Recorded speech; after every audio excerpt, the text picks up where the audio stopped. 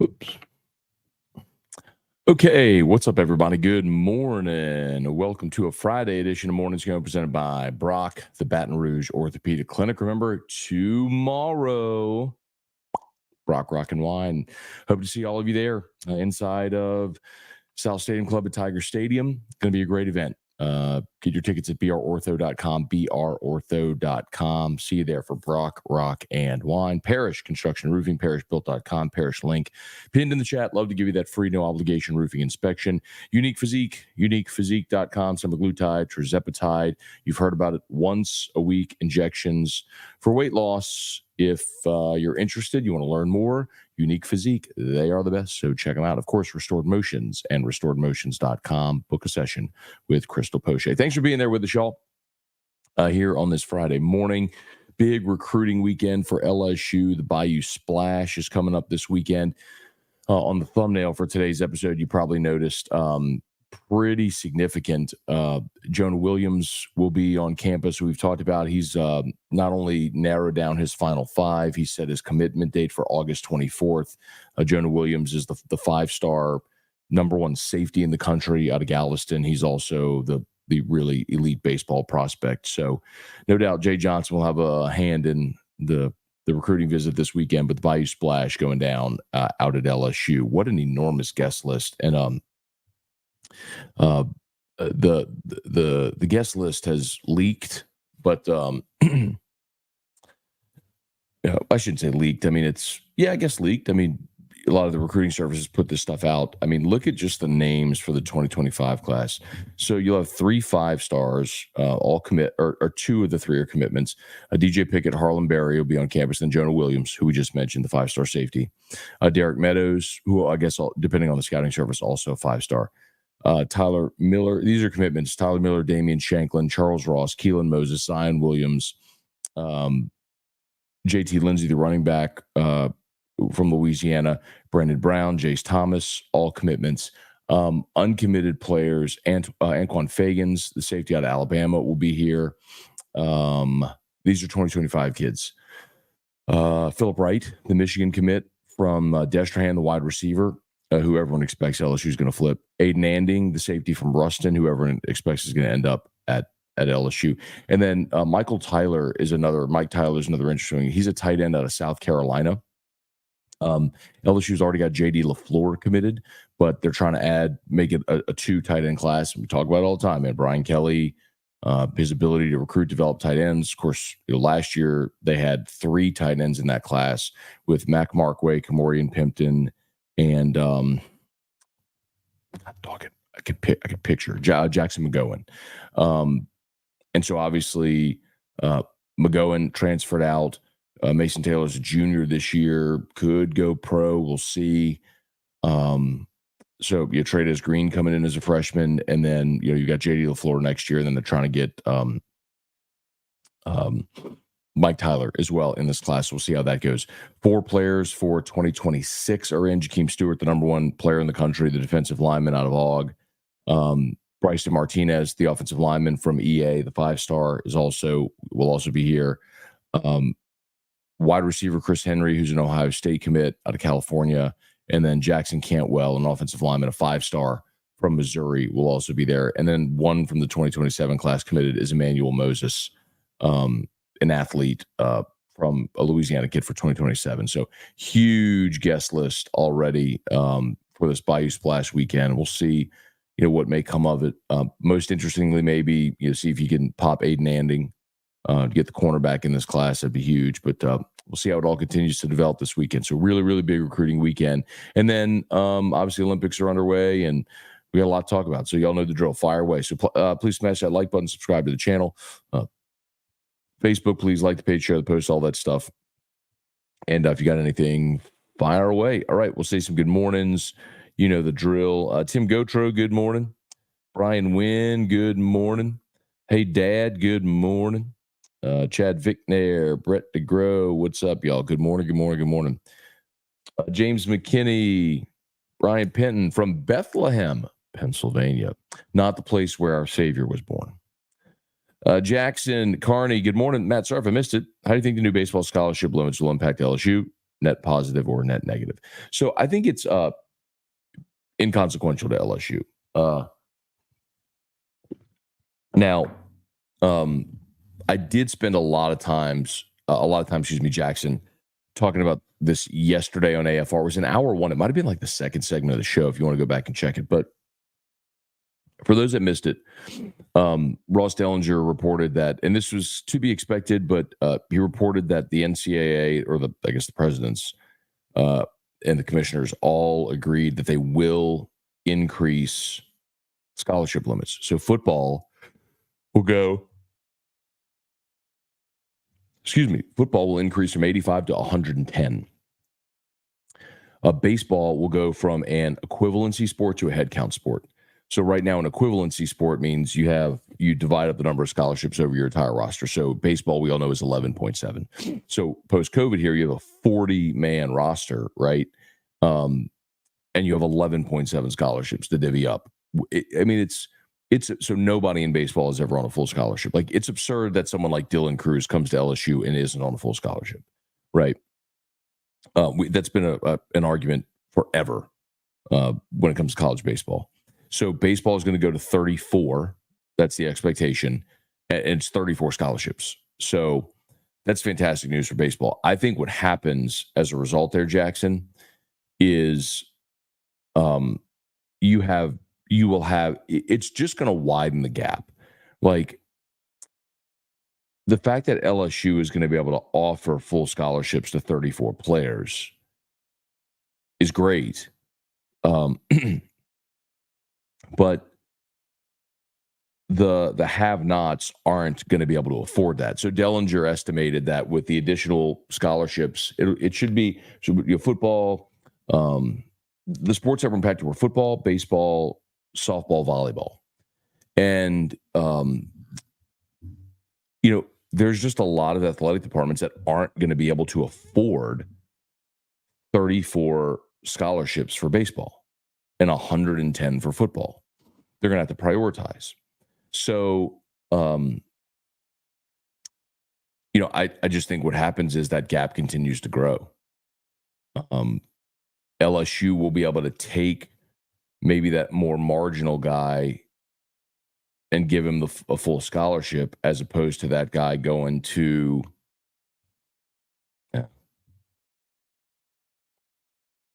Tech. I don't know. But I think that's the biggest difference, is you're going to have programs that can't afford 34 baseball scholarships, and so they don't give 34 baseball scholarships. So it's going to be harder for them to recruit and build out their roster. But I think it's a great thing for baseball. It should have been that way long ago. Abner Neal, good morning. Hoping Bayou Splash net some new commitments. I would hope we see Aiden Anding, the cornerback from Ruston, pop this weekend. That would be awesome. They like him a lot. Guy Brooks, good morning. Happy Friday. Back in North Carolina. Can't wait for my next trip home to LA. All right, Guy. It was good meeting you in Lafayette a couple weeks ago, man. Safe travels. Best to you and the fam.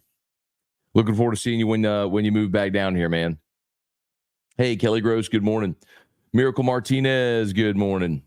Brad, what's up? What do you think? Why do you think LSU will easily beat UCLA this year? I thought the same thing in 2021. Well, in 2021, they had Chip Kelly, who's a very proven veteran coach. They had Dorian Thompson-Robinson, a senior starting quarterback. They had Zach Charbonnet, a running back who was a really good player, transferred in from Michigan, and they were really well coached. LSU was not. Ed Ogeron was a disaster, and you were starting Max Johnson in that game, if you recall, and that was an LSU team that was a 500 football team.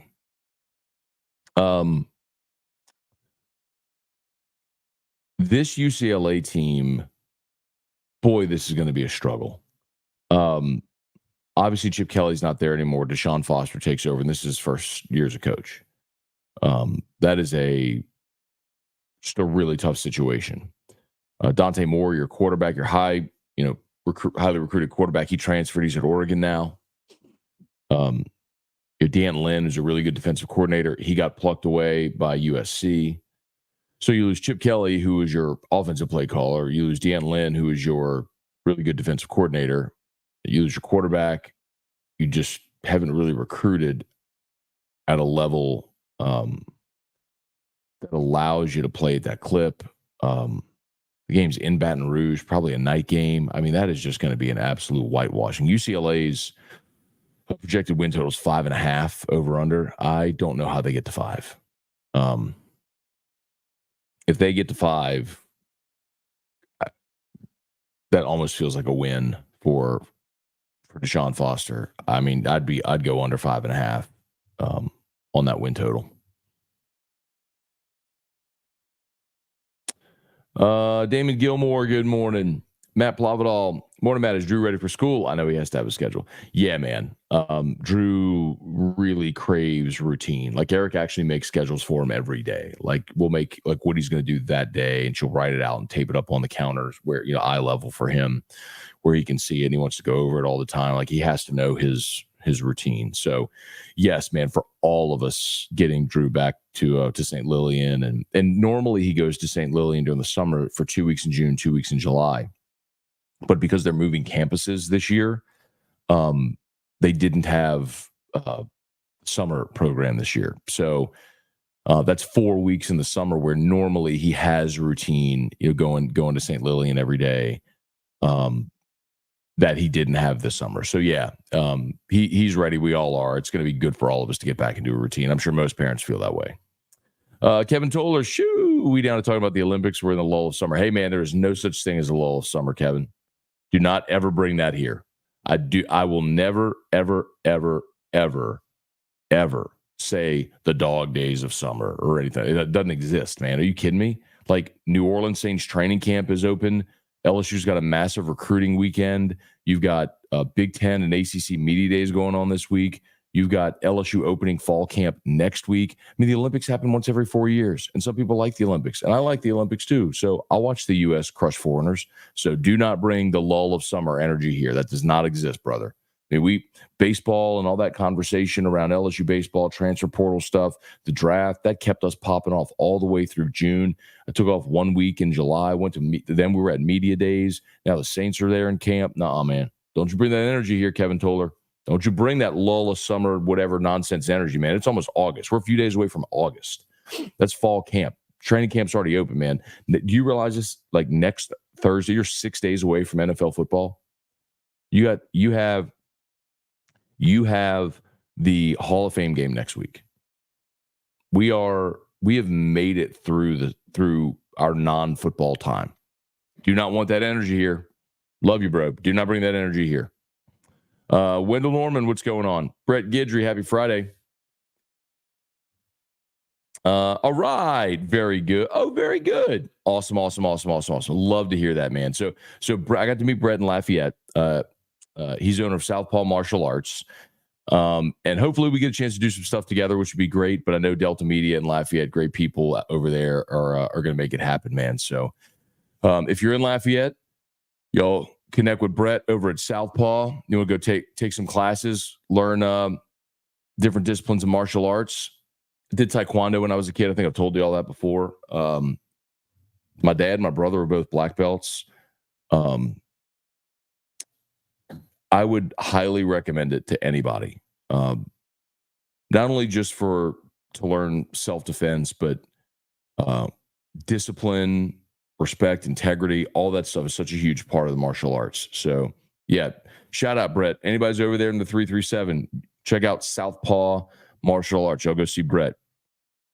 Weston Weaver, what's going on? Trey Fisher, good morning. Brad David, when will you make your prediction for the LSU season?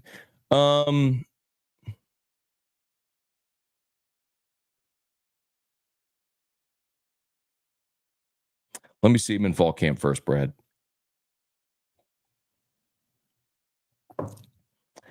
And I don't think it's going to take very long for me to know, because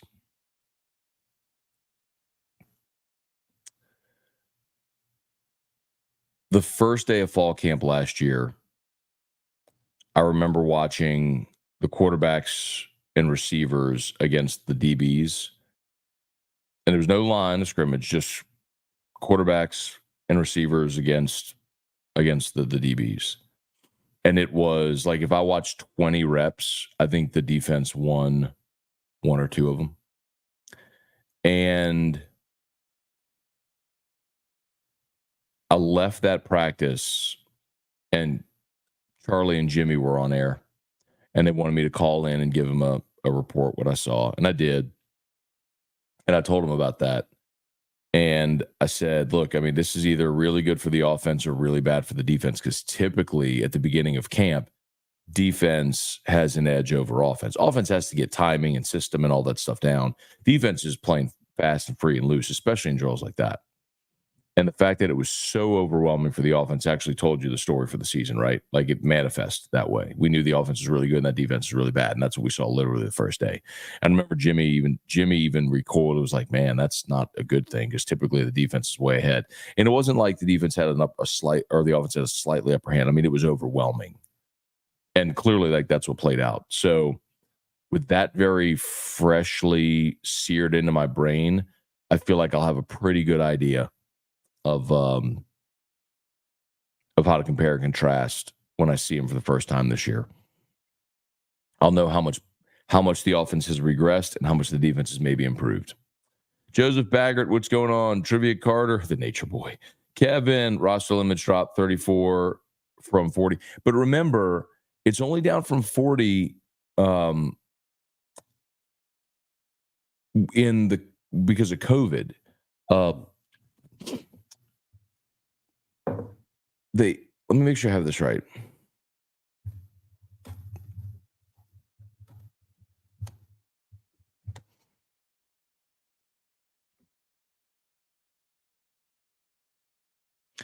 Yeah, so they kept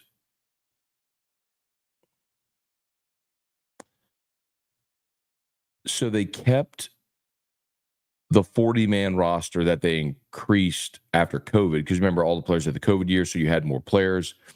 And of the 40, 32 could be on scholarship, but only partial, right? There were no full scholarships. Now you're talking about 34. So fewer players, down from 40 to what the normal number was 35. Wasn't it 35?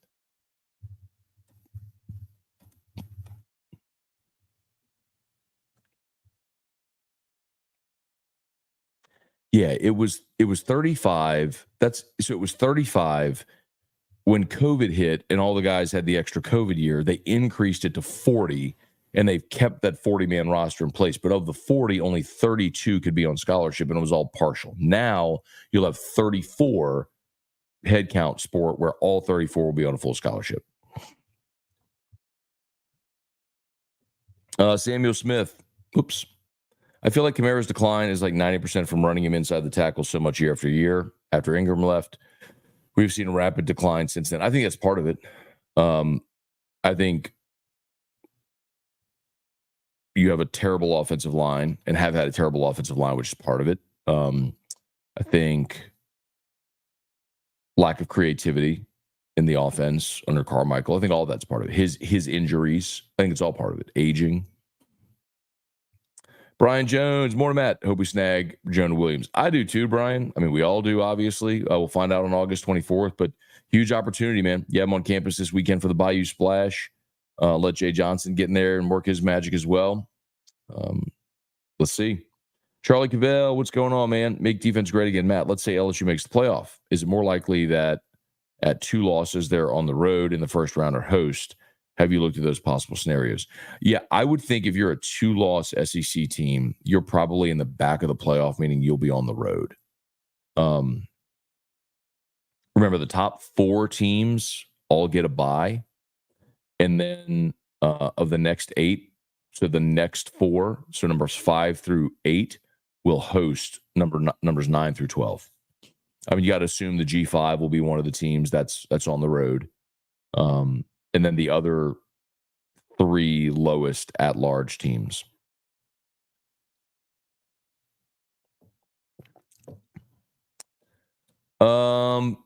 Jed, Olivier, Jamie French, Jonah Williams. Let's go. Love to see them both. Jamie French, of course, the 5-star receiver. Jonah's the safety we keep talking about. Lucas, love the Bama's burning segments. It's working to annoy them. Had another sort of impromptu one yesterday. It should be on all the social media. It was good. Brian Wynn, happy birthday to Mick Jagger. Turns 81. All right. Happy birthday to Mick Jagger. Deborah Coward, good morning. Who dat dude? How epic would it be to land Jonah Williams? He's a two-sport beast. It would be epic. By the way, the Mick Jagger thing is funny. I saw this, I think it was maybe on Twitter. I can't remember where I saw it. It was like Richard Simmons dying at 75 or whatever it was. And Mick Jagger still doing concerts at 81 is proof that working out is BS. It's pretty funny. Nature Bowl, trivia card. What's that? Yeah, thank you, man. Smash that like button if you would. I appreciate it. Hey, Darren Reeves, good morning. Football season is in the morning air. Go Tigers. Oh, man, that thick humidity. You can taste football's almost here. Bubba Smith, good morning. Alex, very early. Who do you potentially see as the DH to replace Travinsky? One of the many new transfers, or maybe a returning player like Fry. So, look, you brought in Dalton Beck, Eddie Amon, and Luis Hernandez. You brought in those three guys to vie for the first base DH roles. Now, you didn't think Bear Jones was coming back. So Bear coming back, he's your first baseman. So really, it's those three guys looking at DH, and then I think Ethan Fry would be in the mix as well. I'm going to be really curious because I do think I need to look at the roster numbers, but I think they're heavy right now. So that means either between now and the start of the semester or after fall ball, you will see attrition because you're going to have to get within the roster limits. So it might be a thing where these guys go through fall and see how it looks like it's shaping up a little bit. And then they make that decision, whoever's going to, exit. Really hard to say without seeing the three newcomers. I mean, I saw Ethan Fry last year against SEC pitching, and he was overwhelmed by SEC pitching. So, what did he hit? One.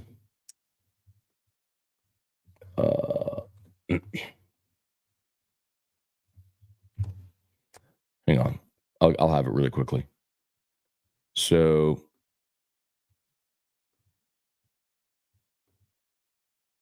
Ethan Fry against SEC pitching was 185.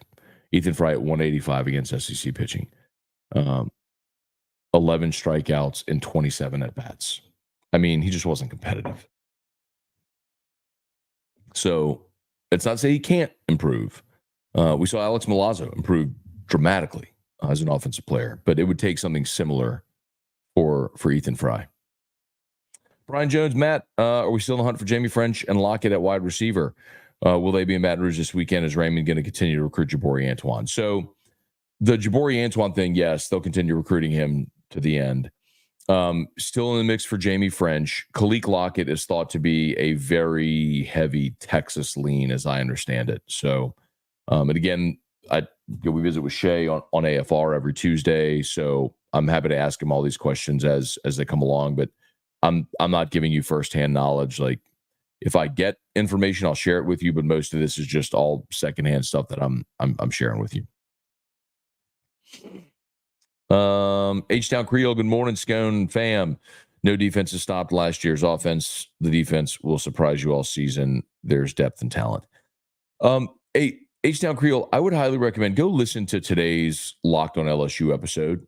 I did so today. I took the day today not to talk about Bayou Splash. I think we'll have like a recap of Bayou Splash and all that stuff. I took the time today because I think this is an episode that people will bookmark and listen to between now and the start of fall camp next week. And I just did an offense, defense, special teams, who's gone, who's returning, who to watch sort of thing. And then looked at the coaching staff. And on the defense, you return a ton defensively. Like this is the big takeaway. You return a ton, but you return a ton from a defense that was awful. So if you return a lot from a defense that is awful, are you really any better? And you could say, oh, well, LSU's offense made a lot of people look bad, which is true. But LSU's defense made every offense look great. I mean, LSU's defense was hapless against Arkansas last year. I mean, Arkansas went up and down the field on them. I mean, it was atrocious. So there is no justification for LSU's defense a year ago. And just because you have everybody back from a bad defense doesn't mean you're better. So everyone is right to be very skeptical about LSU's defense going into this year. Brian, did John Emery come back because of uncertainty around Trey Holly? Good thing he did, but we're still pretty thin. That was a big part of it. I think, and by the way, like I've been communicating with John, trying to get him on the show. We keep going back and forth. And I want to ask him all that, but having trouble nailing down a time, just making it happen. But yes, LSU is very thin at running back. Again, there's multiple ways you can spin that. You go Josh Williams, 6-year guy, John Emery, 6-year guy. Everyone's really high on Caleb Jackson, Caden Durham, one of the top high school recruits in the country coming in. That's 4. It's true, that is 4. But Josh Williams had 55 carries a year ago. John Emery is coming off a torn ACL. Caleb Jackson has 31 career rushing attempts, and Caden Durham's a true freshman that hasn't taken a snap. Like, you are really thin there. Robert, I was thinking the other day about top 5 colleges regarding all athletics the last 20 years. Hard to imagine a school more accomplished than LSU. Would be cool to see an AFR segment on this topic. We can do that, Robert. The tricky part, if you start doing that, do you work in all the Olympic sports as well? Because then, like, you really don't compare to programs like Stanford and Texas and Florida, the ones that are really, really elite and compete in more Olympic sports and at a higher level. So, I mean, if you're just talking about like the majors, football, basketball, baseball, you throw in, I mean, you could cherry pick and say softball, like gymnastics, of course, was just one of Natty's, had a really good run. But if you start, I mean, this year they do the Directors Cup every year, right? Which is the it's like the all sports trophy. So like this year it was Stanford, Texas, Ohio State, Virginia, Florida. I mean, it's just so hard to compete because LSU doesn't compete at a high level in all of the Olympic sports, if that's what you're talking about. Jeff, what's going on, man? Good morning. Club Ruckus. Morning, Matt. Tell Musso soccer is the biggest it's ever been in the U.S. with men and women. Our culture here isn't as big as the rest of the world, obviously, because of football, baseball, basketball.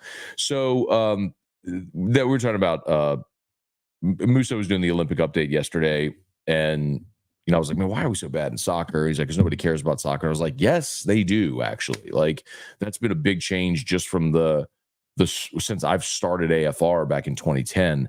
I remember, like, what did I call them? Like,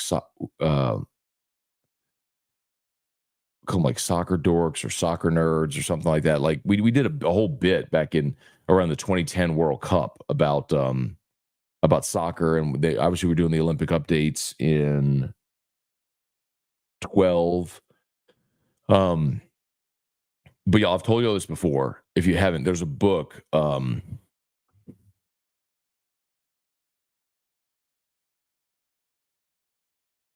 There it is. Hang on.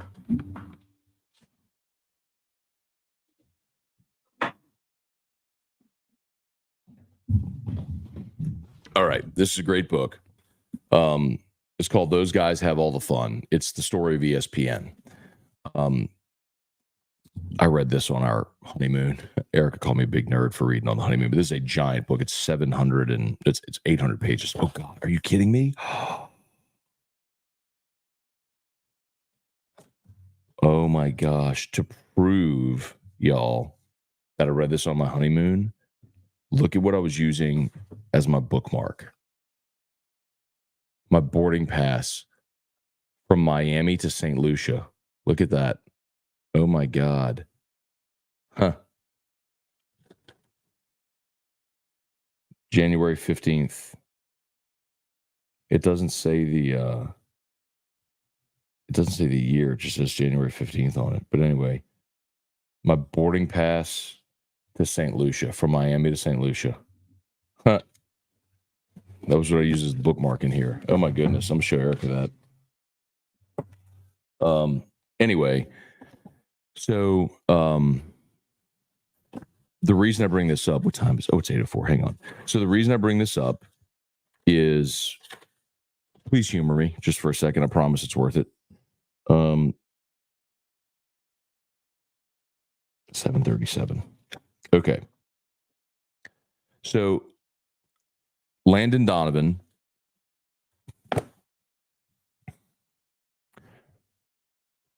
Landon Donovan is talking about how ESPN started promoting the World Cup.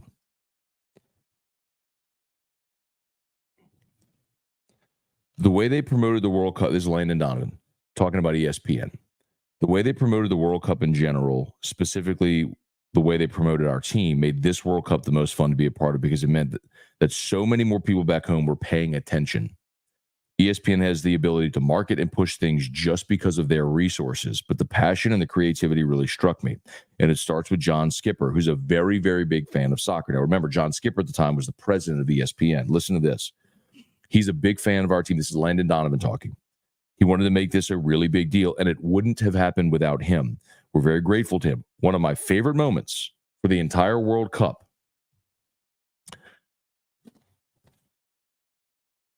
Wait, I skipped a page. Hold on.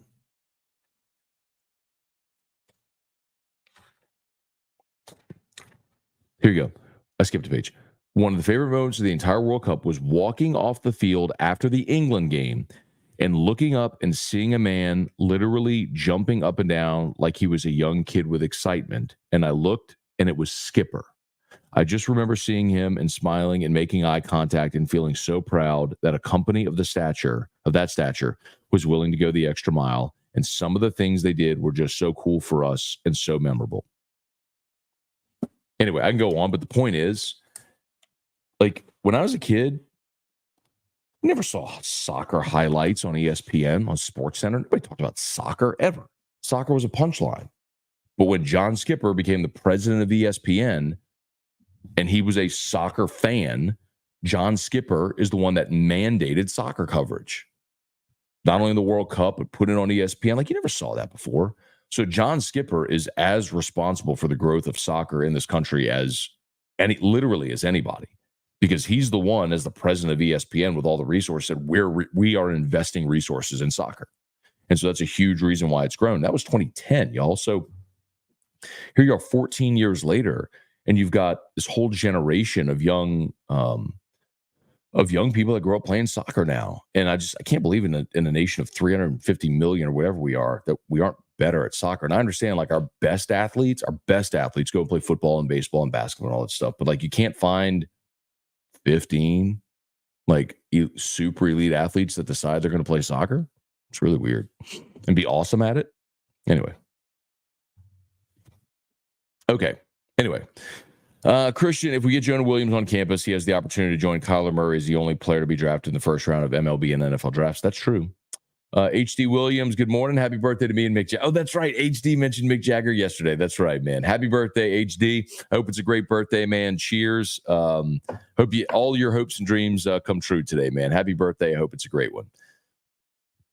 Ronnie Duga, good morning from Houston. All right, Ronnie, pulling for you, man, as always. You know that. Let's see, Club Ruckus, we have way more U.S. players playing in European Premier Leagues more than ever. Why aren't we able to beat them in international competition? Eric, morning, Matt. Just curious if the increased scholarship numbers also increase the revenue share colleges have to fund.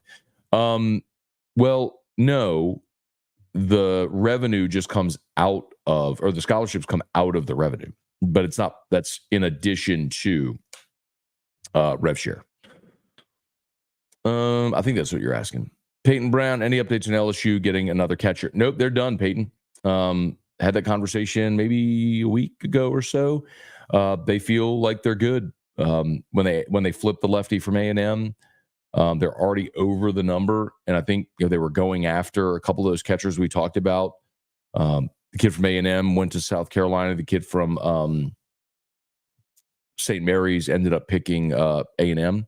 So they just sort of like switched spots. And so LSU feels good getting Priester and Aaron Beatty on campus. And then, if they get into a desperate spot and need a third guy,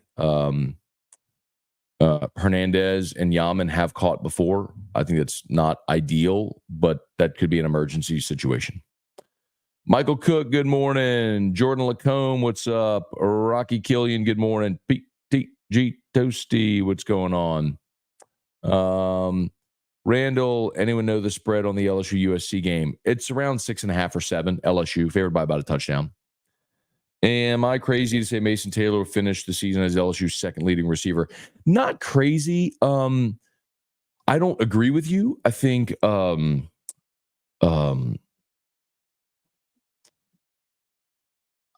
I think that Kyron Lacy, I think, will lead LSU in receptions and receiving yards. I think CJ Daniels will be second in probably those categories, but I think Chris Hilton is second in touchdowns because I think he's going to be the big play threat receiver.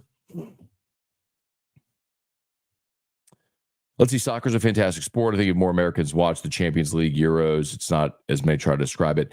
Yet, like, honestly, so I conceded, after, I don't know if it was 10, maybe the 14 World Cup, somewhere around there, where it was very clear the sport was growing in popularity. ESPN was investing more resources in it. I was like, I need to learn more about this sport. I need to give it like the fair shake. And I did the whole thing where I woke up on Saturday mornings and I was trying to watch the Premier League, and man, I just couldn't. It just never grabbed me. It was exactly as everyone describes to me, as far as it's a slow, boring sport. I get the skill, I get the cardio, I get all of that stuff. It's just not interesting to me. That's okay. There's some people that don't get football. There's some people that Erica hates baseball. She thinks it's slow and boring. So, it's what it is. Ronnie, week 2 of radiation in the books. Okay. Going well. Got to figure out leg cramps at night. Stay hydrated, brother. All right, Ronnie, we're pulling for you, man. Club Ruckus, U.S. men's soccer failure have a lot to do with coaching. We've done pretty well in the North American, Central American tournaments. We should be way better. Zachary Snyder, morning, Matt. Red Saints front office voted 32nd in the NFL, 31st head coach, 22nd overall talent, not including QB, 28th QB, by the way. Yeah, we talked about that on AFR on Monday if you want to go check it out.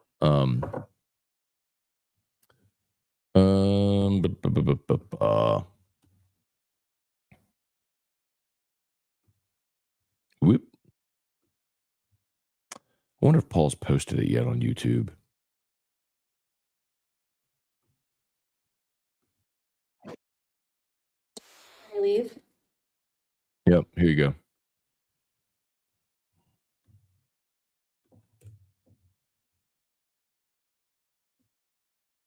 There you go. How did 17.8 scholarship work for baseball? It wasn't 17.8, it was 11.7. It wasn't 17.8, so it was 11.7. And so that was just a dollar amount, right? You got 11.7 scholarships that you could divvy up among your roster. So like some guys might get $100,000, some guys might get 20 grand, some guys might just get books. So you just divvied up 11.7 over the dollar amount over 32 players. Randall, I'm much rather college baseball than the MLB. Well, Randall, that's because you have an emotional tie. Like, if you took two people who had never watched baseball in their life and showed them Major League Baseball and showed them college baseball, they would favor Major League Baseball because you're watching a higher level sport. So I get it. But you like you and I, we like, if you prefer college, it's because you have an emotional tie to LSU. If you go to Seattle, or if you go to Idaho, where nobody cares about college baseball, and take someone and say, all right, here's a Major League game, here's a college game, which are you going to prefer? Of course they're going to prefer a Major League Baseball game. All right, please smash the like button if you would. Subscribe to the channel. Brock Rock and Wine is tomorrow, y'all. And remember, Parish Construction and Roofing, parishbuilt.com. Oh, I got to get going. It's 8:14. Oh, my goodness. Tried hard, can't get into soccer. Hard watch a game where there isn't any points. Baseball can be the same thing, Rocky. I know that's the counter argument people will say. And I can enjoy, I mean, look at LSU Wake Forest in Omaha last year. It was a scoreless pitcher's duel into the 11th until Tommy White hit a 2-run homer. I mean, ultimate drama with no offense, but it was amazing. So it doesn't have to be offensive to be awesome. LSU Alabama 9-6 in overtime was an awesome game. But I get it. Brandon, love watching Bama burn. Let's see. The Skeens have a chance at signing. Absolutely has a chance. Now he'll have it. So to qualify for the stat leaders, you have to pitch 162 innings. So he may not qualify for the statistical leaders, but that doesn't mean he can't win the Cy Young. I mean, we've seen relievers win the Cy Young before. So it's a matter of will the voters vote for him, even if he doesn't hit those metrics, even if it's just barely. But I think he will. Now, I'm not saying he's going to win it, but I think they would vote for him if he's worthy. Zachary Snyder, what's going on? Brian Wynn, how can he rock not like baseball? What's more exciting than a well-executed sacrifice bunt to move runners into scoring position? Austin, good morning. Make defense great again. Can you explain the strategy behind main talking heads on ESPN talking so much about the NBA instead of NFL or MLB? Every time I hear national shows, all they talk is NBA. I mean, I don't know that I would say that it's every time. I think you got to keep in mind. So a couple things. Number one, when you hear them talking NBA, you're probably hearing them talk about Bronny and LeBron. So remember, national outlets, right, wrong, or indifferent, they are catering to large market centers and fan bases, which is why you hear a lot of Lakers, Cowboys, New York teams, Giants, Jets, because they're catering to the main population centers. So that's why you typically hear more of that, and you don't hear as much about the Jacksonville Jaguars or the New Orleans Pelicans.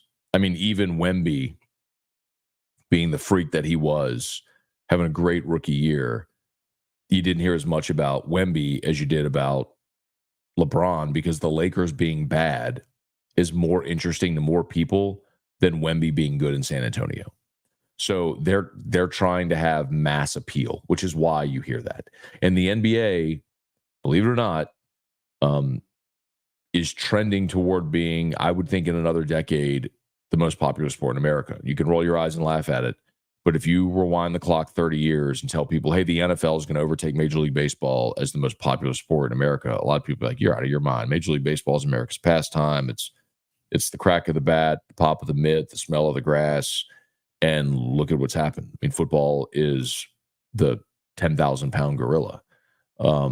But basketball is catching on it, is gaining on it, because basketball has become an international sport. It caters to younger kids. Fewer kids are playing football now.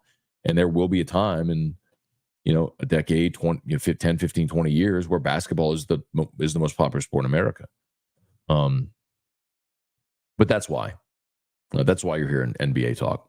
And it's not like breaking down. And then the other thing too is you have Team USA right now playing, so you're probably hearing a lot of that too. Team USA playing in the Olympics. They played all those exhibitions, so that's probably something else you're hearing.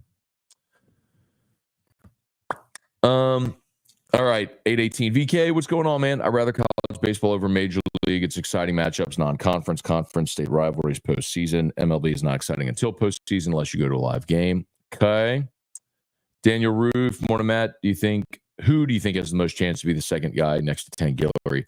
I'm going to say Gio Paez, man.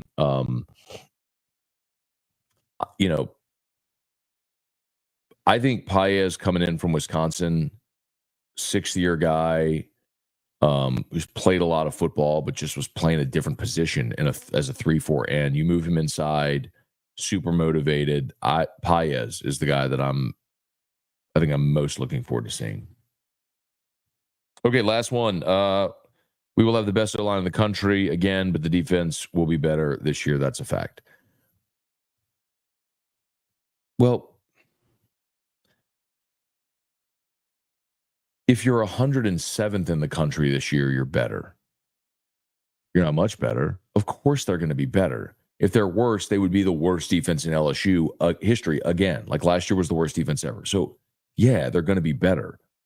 Nobody's disputing that. The question is, how much better? Like, do you go from 108th to 98th? Do you go from 108th to 58th? I mean, that's a pretty big gap, And you say, well, they're better. Yeah, they're still 98th in the country. You know what I mean? Like, of course they're going to be better. I don't think that's a hot take. I mean, you have way more room to go up than down. But how much better is the question? That's the one we've all asked all offseason. We all expect they're going to be better. Better coached. You brought in some guys via the portal, some guys returning, year older. Okay, you're better. How much better? All right, Matthew, good morning, man.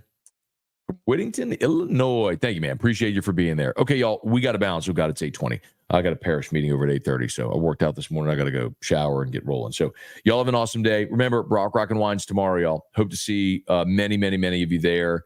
They're at South Stadium Club at Tiger Stadium. Live music, food, wine, of course, and beautiful views, man. Event in Tiger Stadium. It'll be great. We'll see y'all there. And then, of course, Parish Construction Roofing, parishbuilt.com, parishbuilt.com, Unique Physique, uniquephysique.com, semaglutide, tirzepatide, once-a-week injections for weight loss. You've heard everybody talk about maintaining weight loss shots. Trust me, just give them a call. You can do the whole thing via telemed. Give them a shout. Unique Physique and uniquephysique.com. And, of course, Crystal Poche over at Restored Motions and restoredmotions.com. Y'all have a great day. Locked on LSU's already live. AFR3.